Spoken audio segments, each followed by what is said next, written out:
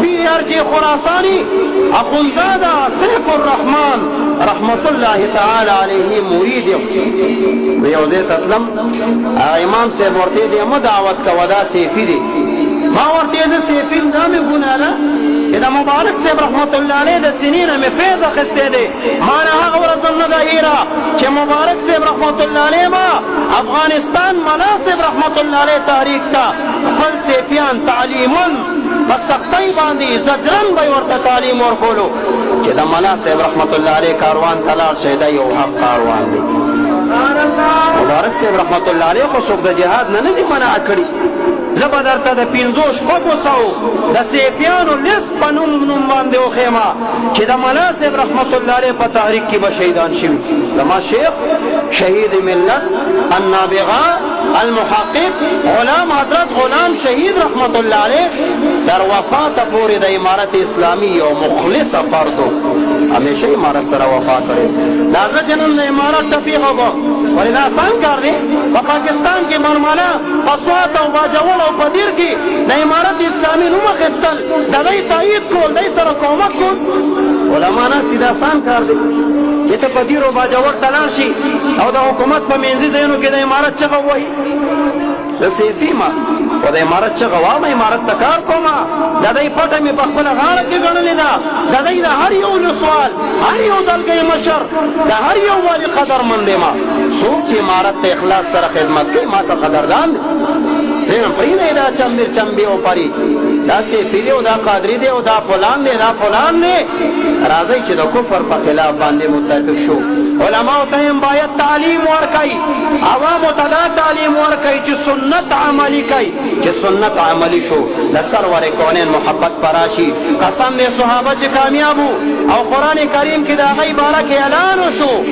رضي الله عنهم ورضوا عنه وعد لهم جنات هغوی شام شو د هغوی مقام د سنت اتباع وا یو صحابي مبارک په حالاتو کې راځي رسول اکرم مبارک سلور قسمه زلفې پرېښې وي خو د مبارک به دا معمولو چې مبارک به د زلفو په منځ کې لار ویسته نری شانتې داسې نیم ویښته به یو خواړو نیم به یې بل خواړو رسول اکرم مبارک دا معمولو یو قسم زلفې پرېښې دي نیمۍ پورې یو قسم زلفې پرېښې د غوږونو نرمۍ پورې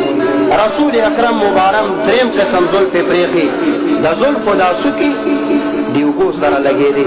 او څلورم قسم د فتح مکې په موقع باندې مبارک څلور کمڅۍ پرېښودې وي مبارک پکې ډېر ښایسته ښکارېده ډېر بارو به پکې ښکارېده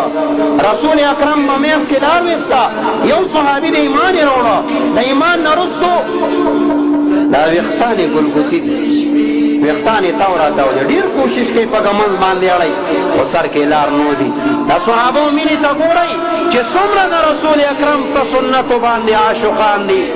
رسول اکرم مبارک دا صحابي راځي کور ته لاړو ډېرې کوشش وکړو منځ کې لار نه وته وایي رسول اکرم مبارک د زلفو منځ کې لار د زما لار نشته دا به څنګه سنت دي چې زه عملي نه کړم کور ته لاړو سروټ کې ګرمې کې یو سیخ یې راواخېسته هغې په سروټ کو باندې ګرم که او د ویښتو په دې منځ باندې کېښوده او دې منځ کې دا ټول ویښته سرمونه سېزله اوس په درد او تکلیف نه دی مسجد ته راځي صحابو ته وایي زما ملګرو زما ویښتو ته وګورئ د رسول اکرم مبارک د زلفو په رنګ ښکاري که نه ښکاري اوس په درد او تکلیف نه دی خو زما په ویښتو کې لا عبدالله ابن عمر صاحب روان دی په لاره ګټه پرته ده ګټې د پاسه یې قصدنه مدن تندکو خوړه پرېوته شاګردان ورته وایي دا خو تا ته ښکاري وایي او زه رسول اکرم سره روان وم